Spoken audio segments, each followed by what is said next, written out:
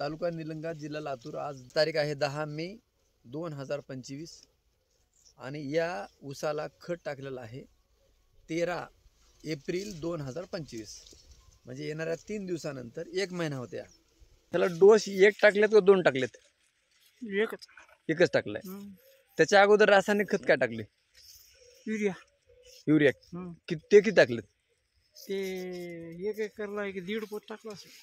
Urea super काही टाकला का? नाही फक्त युरिया टाकलाय, त्याच्यानंतर काही टाका नाही। नाही त्याच्यानंतर आपलाच प्रोडक्ट ना मुसा सर? हो काय काय दिलं?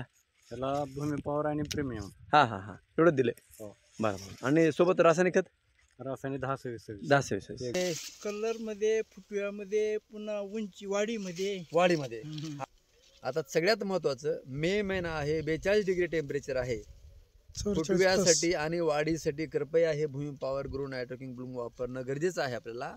आता इथं बघा तुम्हाला, ज्या प्लॉट मध्ये आपलं प्रोडक्ट वापराय नाही, भाऊजी तिकडे वापरले का आपलं? नाही इकडे या आता, या साईडला 2 काकड्या सोडल्या का? हा, 1 महिना अगोदरच आहे हे ह्या प्लॉटच्या अगोदर 1 महिना लक्षात घ्या। आणि विशेष म्हणजे हा ऊस खोडवा आहे बरं का, तुम्हाला हे मी सांगतो, हा खोडवा आहे। पण भाऊजी लागवडीच्या अगोदर 1 महिना ऊस गेलाय हा, बरोबर आहे? हा, तर या ऊसामध्ये तुम्हाला आज दुपारचा टाइम आहे, 12-1 वाजलेला आहे आता। ह्याच्यामध्ये नरसपणा आहे, पिवळा ऊस आहे, पानं पिवळे पडले तर म्हणजे वाळल्यासारखे झाले तर।